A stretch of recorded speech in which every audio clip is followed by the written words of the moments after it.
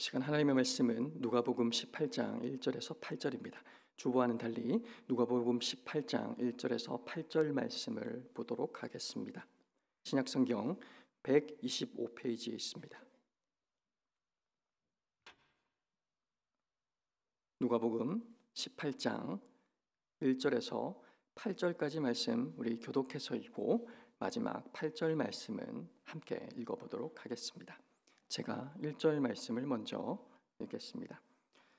예수께서 그들에게 항상 기도하고 낙심하지 말아야 할 것을 비유로 말씀하여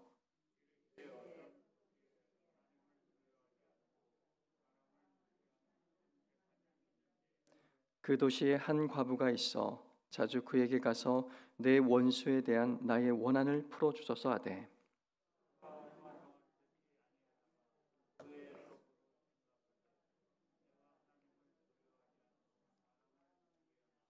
이 과부가 나를 번거롭게 하니 내가 그 원한을 풀어주리라. 그렇지 않으면 늘 와서 나를 괴롭게 하리라 하였느니라.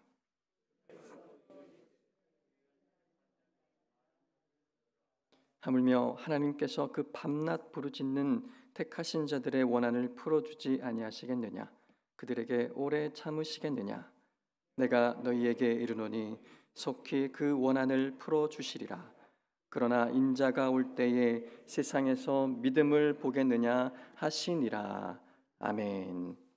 밤낮 부르짖는 택한 자의 기도를 들어주신다라는 제목으로 하나님의 말씀을 함께 나누도록 하겠습니다. 오늘 이 본문은 한 재판관과 억울한 일을 당한 과부의 이야기를 다루고 있습니다. 이 비유는 이렇게 시작되고 있습니다. 예수께서 그들에게 항상 기도하고 낙심하지 말아야 할 것을 비유로 말씀하여 이르시되, 예수님께서 이 비유를 강조하면서 말씀하고 싶으셨던 것은 재판장이 불의했다라는 것이거나 과부가 억울한 일을 당했다라는 것을 강조하고 싶은 것이 아니었습니다. 예수님께서 이 비유를 통해서 우리에게 알려주고 싶은 것은 두 가지였습니다. 그것은 항상 기도해야 된다는 것과 또한 기도할 때 낙심하지 말아야 된다는 것이었습니다. 다시 말하면 끈기 있고 간절하면서도 꺾일 줄 모르는 기도의 열심, 이것이 우리에게 필요하다라고 말씀하시는 겁니다. 우리가 기도할 때 만나는 가장 큰 대적이 무엇일까요? 그것은 바로 낙심입니다. 여기서 말하는 이 낙심은 믿음이 없어서 끝까지 하나님의 약속을 붙들지 못하는 데서 비롯되는 절망입니다. 기도하다가 우리가 낙심하는 것은 실제로 우리에게 희망이 사라졌기 때문이 아니었습니다. 하나님만을 바라보지 못하게 하는 불신앙, 그것이 우리의 마음 가운데 온 겁니다. 아무리 기도해도 하나님께서는 들어주시지 않을 거야. 하나님이라도 이런 상황은 어쩔 수 없으실 거야. 하나님은 나에게 관심이 없으신가 봐. 이런 생각들이 우리의 마음을 파고들기 시작합니다. 사탄이 성도들의 기도의 불을 끄는 지름길은 기도하는 이들을 낙심하게 만드는 것입니다. 그리고 그 낙심이 지나치면 하나님의 자녀임에도 불구하고 그분께 대한 섭섭한 마음, 배신감, 더 나아가서 반감까지 가지게 됩니다. 하나님을 신뢰해야지만 기도가 깊고 열렬하게 될 텐데 사탄은 하나님과 우리와의 관계에 대해서 더 많은 의심을 갖게 만들고 하나님의 성품을 의심하게 합니다. 그런 마음으로 신자는 결코 기도할 수가 없습니다. 우리는 두 가지 종류의 눈을 가지고 있습니다. 하나는 육체의 눈이고 다른 하나는 영혼의 눈, 곧 믿음의 눈입니다. 그래서 우리는 사물을 보고 판단할 때에 육체의 눈과 영혼의 눈 모두를 사용합니다. 그래서 육체의 눈과 영혼의 눈 둘 중 어느 하나라도 온전치 못한 상태에 있을 때에는 그 판단은 정확할 수가 없습니다. 여러분, 두려움에 휩싸일 때, 그런 상황이 눈앞에 펼쳐졌을 때 생각해 보시길 바랍니다. 우리의 인생을 통째로 망가뜨릴 듯한 거대한 환란의 파도가 우리를 휘몰아치게 합니다. 그때 우리는 먼저 육체의 눈으로 그런 환경을 바라보면서 살아온 경험을 통해서 또한 자신의 능력을 따라서 나름대로 판단을 시작합니다. 저 정도의 파도라면 한번 넘어갈 수 있을 것 같아. 저 정도의 풍랑이라면 나는 이제 죽을 것이다. 이때에 육체의 눈과 함께 움직이는 것이 있습니다. 이것은 바로 믿음의 눈입니다. 사람들은 믿음의 눈으로 상황을 바라보면서 하나님의 뜻을 읽습니다. 그래서 육체의 눈으로 봤을 때 절망일 수밖에 없는 상황 가운데에서도 희망을 갖는 것입니다. 그런데 영혼의 눈이 감겨 있으면 우리는 육체의 눈을 따라서 육체의 눈이 보는 대로 판단하고 행동할 수밖에 없습니다. 조금 희망적인 일들이 우리에게 생길 때에는 마음이 나는 듯합니다. 조금만 어려워지면 이제는 난 죽었구나라고 생각하며 낙심해 버립니다. 그렇게 환경에 일희일비하게 되는 것입니다.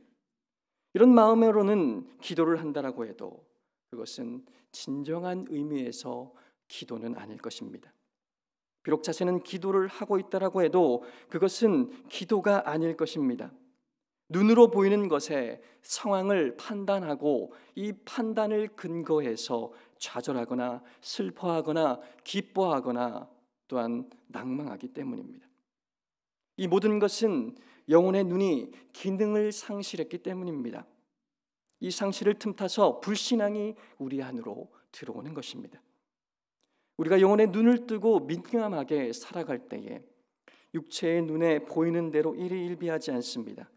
즐거울 때 좋아하며 고통스러울 때에 아파하는 것은 짐승조차도 할 수 있는 일들입니다. 인간이 짐승과 다른 것은 고통당할 때에 그 의미를 생각할 줄 안다는 것입니다. 그 의미를 파악하며 그것이 자신의 인생에 어떠한 의미가 있는지를 적용하며 살아갈 수 있다는 겁니다. 이 일을 위해서 우리는 영혼의 눈을 올바르게 뜨고 있어야 하는 겁니다. 우리가 항상 기도하면서 낙심하지 말아야 할 것을 배워야 하는 이유가 바로 여기에 있는 것입니다. 예수님께서 우리에게 들려주신 이 비유의 결론은 이렇습니다. 7절 말씀입니다. 하물며 하나님께서 그 밤낮 부르짖는 택한 자들의 원한을 풀어주지 아니하시겠느냐? 그들에게 오래 참으시겠느냐? 우리는 이 말씀을 통해서 세 가지를 알 수가 있습니다. 첫 번째는 기도 응답의 열쇠를 쥐고 있는 분은 하나님이시다라는 사실입니다. 기도하는 것은 우리의 일이고 기도를 들어주시는 것은 하나님께 속한 일입니다. 하나님께는 우리의 기도를 들어줄 수 있는 힘과 능력이 있지만 응답하시는 것은 오로지 그분의 자유로운 주권이라는 겁니다. 열심 있는 기도의 사람들 중에서도 기도의 열심과 그리고 응답 사이에 어떤 비인격적인 공식이 존재하는 것처럼 생각하시는 분들이 있습니다. 열심 있는 기도로 하나님의 팔을 꺾어서라도 내가 원하는 것을 얻어내고야 말 것이다라는 생각은 잘못된 생각들입니다. 물론 간절한 기도의 제목이 있을 때 기간을 정해서 기도하거나 기도하는 시간을 정해놓고 집중적으로 특별한 기도를 드리는 것은 당연합니다. 하지만 그것이 하나님께서 우리에게 응답해 주시도록 압력을 넣는 수단은 결코 아니라는 겁니다.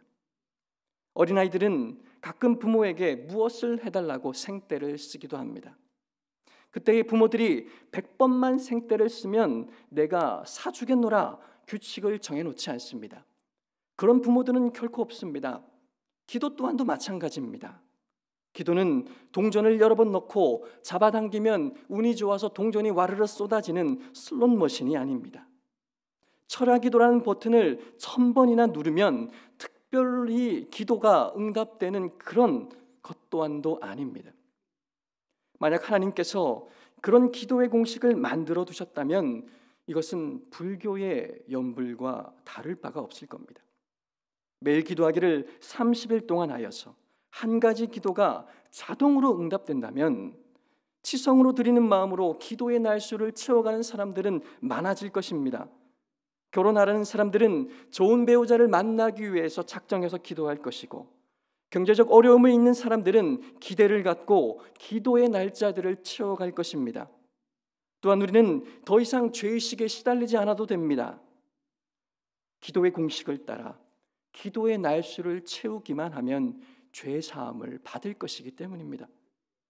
그러나 하나님께서는 기도에 있어서 그런 공식을 만들어 두시지 않았습니다. 물론 성경은 기도함에 있어서 하나님의 응답을 가능케 해주는 원리를 말씀합니다. 그러나 그것도 비인격적인 공식으로 이해되어서는 안 됩니다.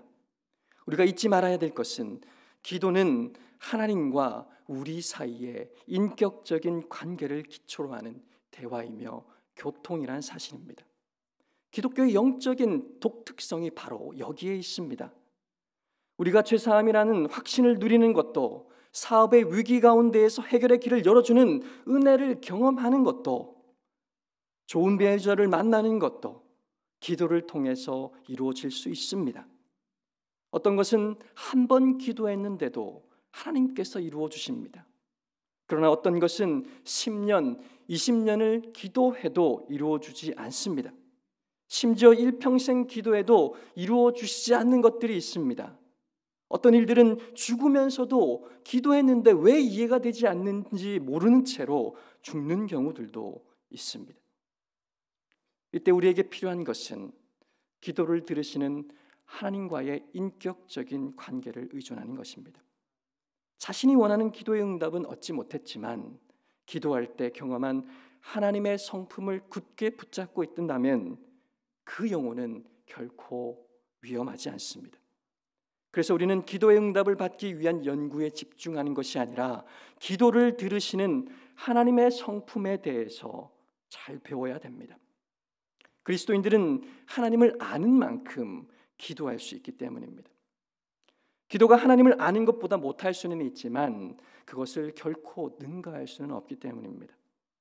많은 그리스도인들이 오랜 기간 교회를 다녔지만 그럼에도 불구하고 기도의 세계라고 할 만한 그런 비밀을 갖지 못한 채 살아가는 것은 기도를 들으시는 하나님의 성품에 대한 지식들이 모자라기 때문입니다.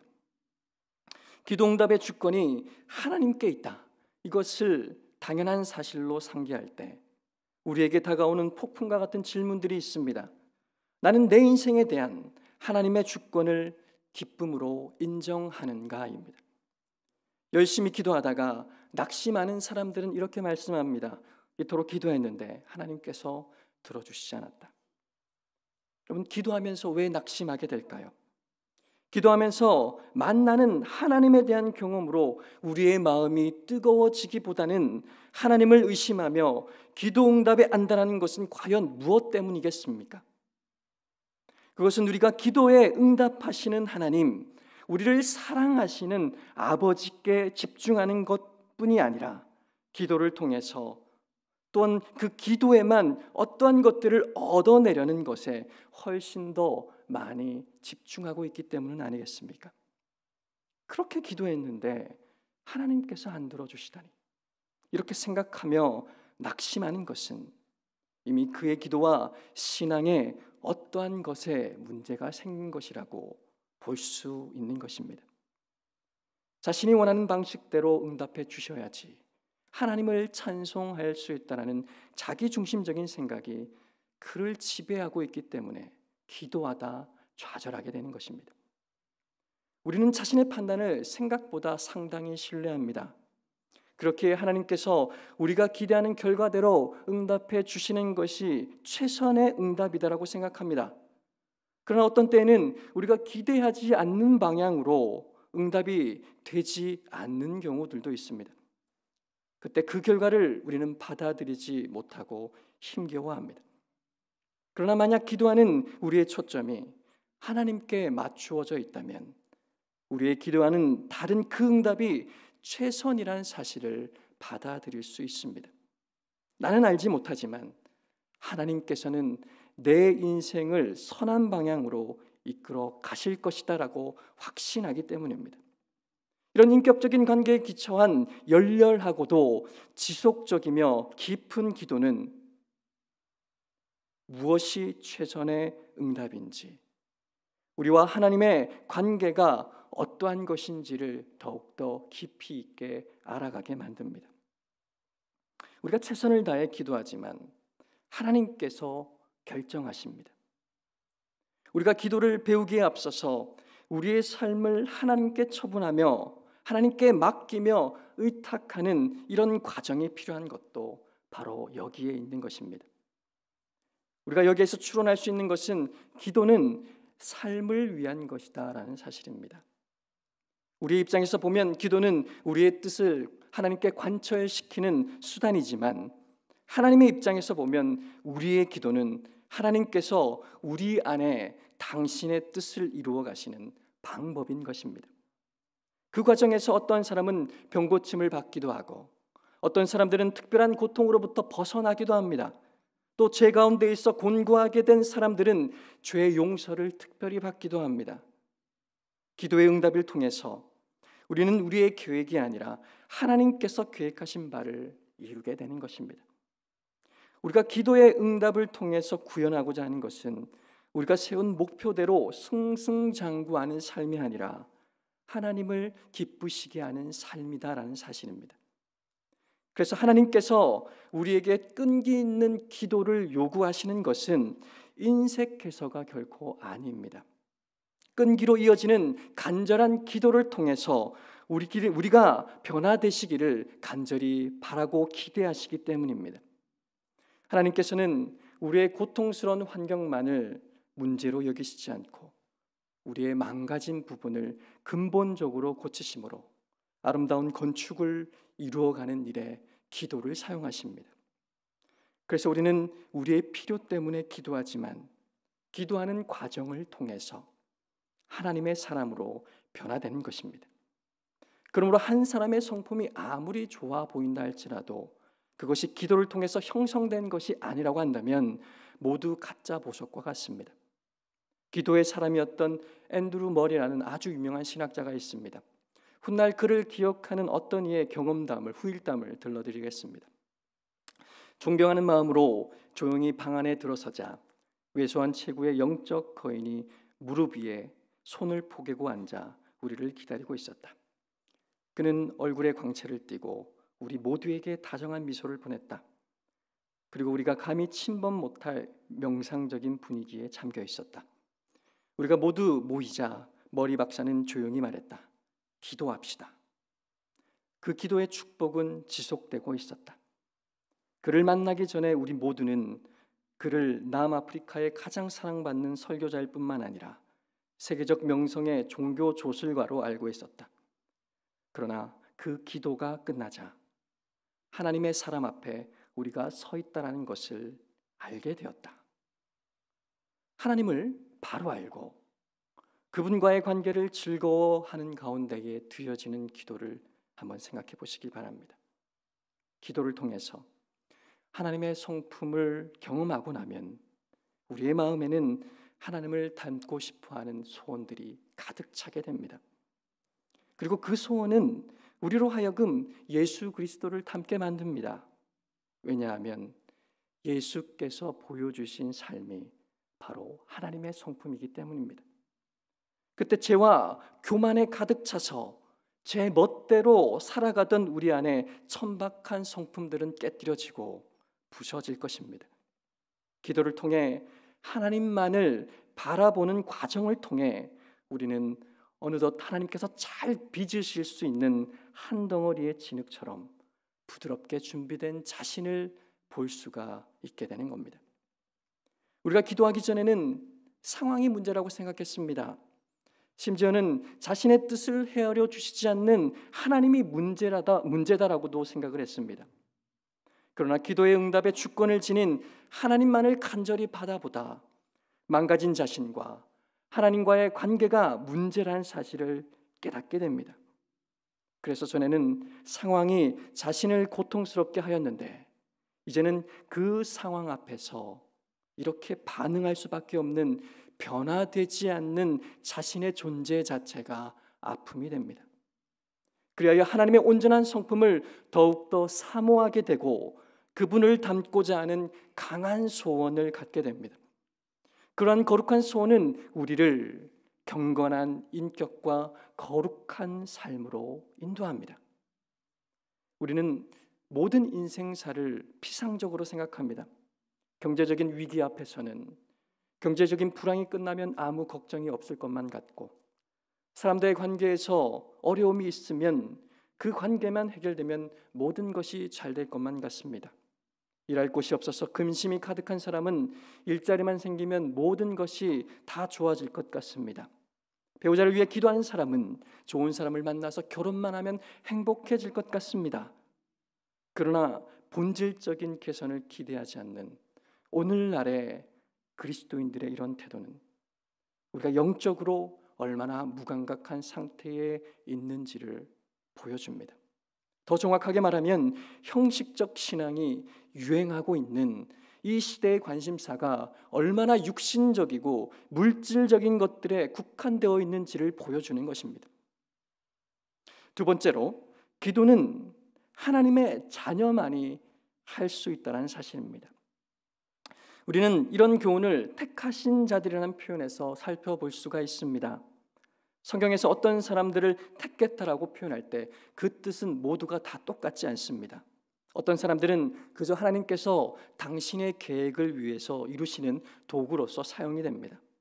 어떤 사람들은 하나님께서 하나님의 관계성 안으로 불러들이기 위해서 택하신 자들로 불려지기도 합니다. 다시 말해서 하나님께서 너는 내 자녀고 내 백성이다라고 말씀하시면서 관계를 맺어주신 그분의 자녀들을 오늘 본문은 택하신 자다라고 말하고 있습니다. 그렇기 때문에 엄밀한 의미에서 봤을 때 불신자는 기도할 수가 없습니다. 기도는 예수 그리스도 안에서 구속받는 자들에게 주어지는 관계의 특권이기 때문입니다. 우리가 거듭나고 구원을 받으면 하나님과 우리 사이에는 생명의 관계가 생깁니다. 우리는 하나님께로부터 생명을 공급받습니다. 성령께서 우리 안에 충만하게 거하실 때에는 이 관계가 생생하게 느껴지지만 그렇지 못할 때에는 희미하게 느껴지기 시작합니다. 우리가 하나님과의 생명적인 관계를 충분히 누리면서 살아갈 때는 주님의 택함받은 자녀라는 사실이 분명해집니다. 하나님은 내 아버지이기 때문에 자녀인 나의 기도를 반드시 들어주시리라는 사실을 믿게 되고 이런 관계의 확신은 기도응답의 확신으로 드러나게 됩니다. 그래서 사탄은 이 관계를 흔들기 위해서 부단하게 애를 쓰기 시작합니다. 물론 하나님과 우리가 맺은 이 관계는 결코 끊어질 수 없습니다. 흔들릴 수 없습니다. 사탄은 단지 우리의 느낌, 생각으로 그 관계를 의심하게 만드는 것입니다. 예수님께도 이런 경험들이 있으셨습니다. 사탄은 하나님 아버지와의 관계를 의심하도록 예수님을 유혹했습니다. 예수님께서 세례를 받음으로써 공생의 사역을 시작하기 전 광야에서 사탄의 시험을 받으셨습니다. 그때 사탄이 제일 먼저 한 말이 무엇이었는지 기억하고 계십니까? 내가 만일 하나님의 아들이거든 명하여 이 돌들로 떡덩이가 되게 하라. 사탄은 내가 만일이라고 가정법을 쓰고 있습니다. 예수님께서는 분명히 하나님의 아들이십니다. 하나님도 아시는 일이고 예수님 또한도 알고 계셨습니다. 심지어 예수님을 시험하던 사탄 또한도 알고 있었습니다. 그럼에도 불구하고 그가 가정법을 사용한 것은 결핍 가운데 있는 예수님으로 하여금 그 결핍이 주는 고통 때문에 하나님과의 관계를 의심하도록 만들기 위함이었습니다. 그러기에 예수님께서 세례를 받으실 때 하나님께서는 제일 먼저 그 관계에 대한 확신을 주셨습니다. 하늘로부터 소리가 있어 말씀하시되 이는 내 사랑하는 아들이요 내 기뻐하는 자라 하시니라. 하나님께서는 우리에게도 우리가 하나님의 사랑받는 자녀라는 사실을 말씀하셨습니다. 우리는 그것을 어디에서 볼 수가 있습니까? 우리가 누구인지를 어디에서 알 수가 있습니까? 십자가입니다. 십자가를 바라보십시오. 하나님께서는 우리가 범죄함으로 통해서 깨뜨려진 당신과의 관계를 고치시기 위해 당신의 외아들을 십자가상으로 올리셨습니다. 이보다 더 확실한 관계의 보증이 어디에 있겠습니까? 하나님께서 당신의 아들을 내어주신 이 십자가 사건을 바라볼 때 우리는 우리의 기도를 들으시는 하나님의 성품을 의심할 수가 없는 겁니다. 로마서 8장 32절은 이렇게 말씀합니다. 자기 아들을 아끼지 아니하시고 모든 사람을 위해 내주시니가 어찌 그 아들과 함께 모든 것을 우리에게 주시지 아니하겠느냐. 기도는 무엇인가를 주고받는 거래가 아닙니다. 주님께서 우리를 아시듯 우리가 주님을 알고 하나님을 찾는 것을 그분이 기뻐하신다라는 확신 속에서 하나님을 찾아가는 것입니다. 하나님과의 관계 자체를 즐거워하며 그 관계를 누리면서 살아가도록 우리를 부르신 하나님을 찬송하는 것입니다. 이런 의미에서 볼 때 기도는 하나님과 우리 사이의 관계의 확실성을 훈련하는 장이라고 할 수가 있는 겁니다. 우리는 택함 받은 자녀들입니다. 그러나 그 사실 하나만으로 우리의 기도가 반드시 응답될 것이다라고 믿어서도 안 됩니다. 주님은 택하신 자들이라는 이 단어 앞에 수식어를 붙이시고 계시기 때문입니다. 그것은 밤낮 부르짖는입니다. 그래서 셋째로 우리가 이 비유를 통해서 배우는 교훈은 밤낮 부르짖는 택한 자들의 기도 응답을 받는다라는 사실입니다. 이 밤낮 부르짖는다는 표현은 낮에서도 교회에 기도하고 밤에서도 교회에서 철야를 기도한다는 의미를 말하는 것은 아닙니다. 먹든지 마시든지 무엇을 하든지 그 기도의 제목이 삶에서 결코 잊혀지지 않는 것을 이야기합니다. 이것은 삶 전역에 스며들어 있는 기도의 응답에 대한 소원을 지적하는 말씀이고 응답해 주시기까지 그치지 않는 처절한 호소를 뜻하는 것입니다. 하나님께서 우리의 마음에 절박함을 주셔서 기도하게 하실 때에는 먼저 그 기도 제목이 절실하게 느껴지게 하십니다. 오랫동안 자신의 기도에 응답하는 하나님 한 분만을 주목하며 간절하게 부르짖게 하십니다. 오늘 본문에 나타난 이 가련한 여인이 재판장께 구한 것은 단 한 가지였습니다. 그녀에게는 오직 단 한 가지 소원밖에는 없었습니다. 그렇다면 실제로 그녀에게 이 한 가지 말고는 다른 기도의 소원이 없었을까요? 아마 다른 소원들도 있었을 겁니다. 하지만 이 간절한 기도의 제목이 마치 다른 소원은 없는 것처럼 여기게 하였습니다. 여러분, 우리도 그렇습니다. 우리가 하나님 앞에서 밤낮 부르짖을 만큼 절박하게 되었을 때에는 많은 기도의 제목을 갖고 부르짖는 것이 불가능합니다. 우리가 간절히 기도할 수밖에 없을 때 우리의 기도의 제목은 단 하나로 모아집니다. 다른 소원들은 마치 사소한 것처럼 느껴지게 되고 하나의 기도 제목만이 절대적인 소원으로 다가오는 겁니다. 우리가 위대하고 거창한 기도 제목에만 마음이 간절해지는 것이 아닙니다. 사소해 보이는 기도 제목에도 간절해질 수가 있고 그 기도를 통해서도 성숙해질 수 있습니다. 이러한 예가 바로 사무엘 선지자의 어머니 한나를 통해서 드러납니다. 한나는 무엇 때문에 성전에 올라가서 그토록 처절하게 기도를 했을까요? 그녀의 기도의 제목은 이스라엘이 전쟁에서 승리하는 것이 아니었습니다. 이 땅에 짓밟히는 하나님의 이름 때문도 아니었습니다. 그녀는 단지 아들을 낳기 위해 하나님께 매달렸습니다. 엄밀한 의미에서 보면 이 얼마나 세상적인 기도의 제목입니까? 만약 한나가 이렇게 말했다면 얼마나 감동적일까요? 잠시 머물 이 세상, 자식이 없다한들 무슨 상관입니까? 제게는 하나님이 계시니 어떤 것도 부럽지 않습니다. 하지만 한나는 아들을 구했고 그녀의 마음은 처절하였습니다. 하나님께서는 그녀의 기도에 응답하여 아들을 주십니다. 그러나 한나가 기도를 통해 얻은 것은 단지 아들만이 아니었습니다. 한나의 이러한 변화는 어린 사무엘을 하나님께 바치는 장면을 통해서 드러납니다. 한나에게 사무엘은 자식이 많은 여인들 중에 한 아들이 아니었습니다. 아들이 없어 첩에게 갖은 수모를 당하며 살아왔던 그녀가 목숨을 건 기도를 통해 얻은 너무나도 귀한 아들이었습니다.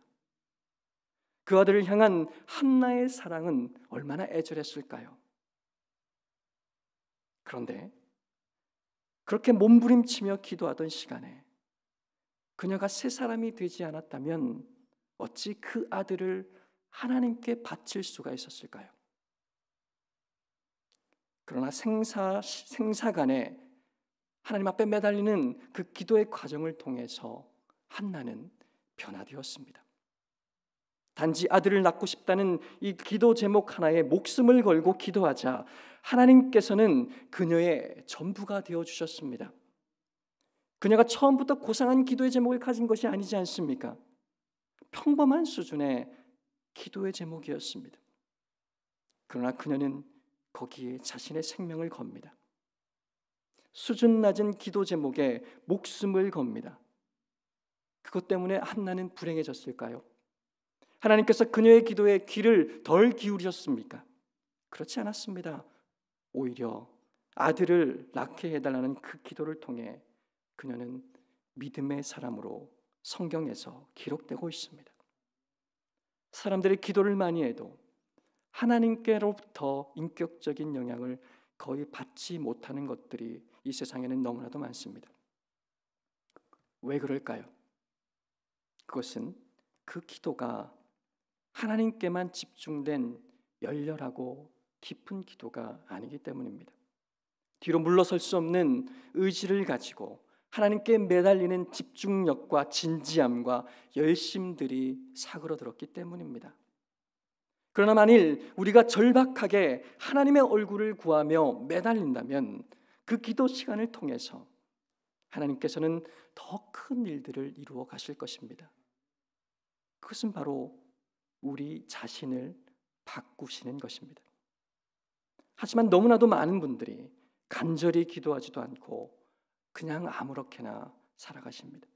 중요한 기도의 제목이 있으면서도 중요하지 않은 것처럼 기도를 합니다. 생명이 달린 기도의 제목인데도 불구하고 전혀 기도의 태도는 진지하지 않습니다. 말로는 자신의 생명이 달렸다라고 이야기하시는 것처럼 보이지만 그렇지 않게 보입니다. 그런 기도가 응답되기를 기대한다면 그것은 종교적인 요행을 바라는 것과 다르지 않습니다. 하나님께서 도와주시지 않으면 아무 소망이 없는 사람들인데 무엇을 믿기 때문에 우리는 이렇게 하나님 앞에 기도하지 않겠습니까? 하나님께서 함께 하시지 않으면 아무것도 아닌 사람들이 무엇을 믿기 때문에 기도하지 않고 하루하루를 보내고 있을까요? 아마도 우리는 밤낮 부르짖으라 이 주님의 명령보다는 자신이 택함을 받았다라는 헛된 자만에 빠져 있는 것은 아닌지도 모르겠습니다. 신앙에 있어서 이제 걸음마 수준인 사람들에게 죄악된 이 세상으로 인해서 매일매일 통곡하라는 것은 무리일 것입니다. 그러나 무슨 기도의 제목들인지 그것이 하나님을 위해서 반드시 응답되어야 할 것이라고 생각한다면 우리는 한나처럼 기도해야 되지 않겠습니까? 간절히 부르짖으며 포기하지 않는 것이야말로 기도 응답의 지름길입니다. 물론 짧은 시간 기도했음에도 불구하고 하나님의 응답을 받는 기도들이 있습니다. 그러나 우리의 인생을 우울하게 만들고 그 앞에 설 때마다 우리의 마음을 물처럼 쏟게 만드는 기도의 제목은 어제 오늘 생긴 것들이 아닙니다. 대부분 오랫동안 있어 왔고 계속되어 왔고 여러 번 기도했지만 응답이 없거나 터져서 우리의 마음을 아프게 한 것들입니다. 그런 기도의 제목을 잊고 살아갈 때면 자신이 제법 괜찮은 삶을 살아가는 것처럼 여겨집니다. 하지만 그 기도 제목 앞에 우리가 설 때 우리는 겸손을 배우게 됩니다. 하나님께서 나를 돌보시지 않는다면 정말 나는 아무것도 아니겠다라고 고백하게 됩니다. 기도의 열렬함이 문제의 냉혹함을 능가하기 위해서는 우리의 땀, 눈물, 피와 수고가 기도 안에 녹아 들어가야 합니다. 그런데 우리의 기도는 정말로 간절할까요? 응답받아야 될 기도가 너무나도 절박한 나머지 그 기도 제목이 우리의 마음에 한처럼 맺혀 있을까요? 오늘 본문의 그 여인처럼 말입니다. 같은 기도 제목으로 너무나 오랫동안 부르짖어 왔기에 마음에 응어리가 된 기도의 제목들이 있을까요? 그 기도 제목만 생각하면 눈물이 쏟아질 것 같은 그런 기도의 제목들이 우리에게 있는가 하는 겁니다. 그 기도의 제목이 어느 정도 수준인지는 상관이 없습니다. 영적 결핍에 대한 문제든지 당장 살아갈 물질의 수준이든지 괜찮습니다. 우리의 진정한 문제는 엄연히 문제가 있음에도 불구하고 간절히 기도하지 않는 것이기 때문입니다. 하나님 앞에 매달리지 않고 살아가는 것이기 때문입니다. 우리에게 하나님을 향한 간절함이 없기 때문에 기도해도 그 기도가 마음 깊은 곳을 파고들지 않는 것입니다. 그런데 예수님께서는 오늘 이 비유의 말미에 이런 말씀을 하셨습니다. 그러나 인자가 올 때에 세상에서 믿음을 보겠느냐. 마지막 때가 되면 간구하면 응답해 주시는 능하신 하나님을 믿는 믿음을 찾아보기 어려울 것이다 라고 예수님께서 말씀하십니다. 그날에는 자신의 삶을 주님의 손에 걸고 주님만을 바라보며 살아가는 사람들을 찾기 어려울 것이다 라고 말씀합니다. 하나님께서 응답해 주실 때까지 처절하게 기도하는 사람을 만나기가 어려워질 것입니다. 예수님께서는 마지막 때가 되면 사람들의 삶의 초점이 더 이상은 하나님이 아닐 것임을 예언하고 있었습니다. 우리는 지금 이 예언이 이루어지는 시대를 살아가고 있습니다. 대부분의 그리스도인들의 삶의 초점은 하나님이 아닙니다. 불행하기도 말입니다. 생애를 걸고 주님과의 관계에 집중하는 사람들도 드물고 자신의 기도에 응답해 주심으로 하나님께서 영광을 받으시리라 확신을 가진 사람들 또한도 드뭅니다. 그렇기 때문에 마지막 때에 더욱더 열렬하게 기도하는 성도들을 향한 주님의 관심은 더욱더 커질 것이고 베푸실 은혜는 더더욱더 각별할 줄을 믿습니다. 믿음으로 하나님을 바라보며 기도하는 자들에게 예수님께서는 확신의 말씀을 주고 계십니다. 너희는 기도하라. 낙심치 말고 밤낮 부르짖고 기도하라. 하나님 아버지가 능력이 없거나 사랑이 없어서 응답해 주시지 않는 것이 아니라 하나님께서 반드시 너희의 기도를 응답하실 것이다. 마치 원한에 사무친 것처럼 기도하라. 그리하면 그 원한을 하나님께서 풀어주실 것이다. 사랑하는 우리 신촌강서교회 성도들이 열렬한 기도, 깊은 기도의 회복이 다시 한번 일어나시기를 주님의 이름으로 간절히 바랍니다. 찬송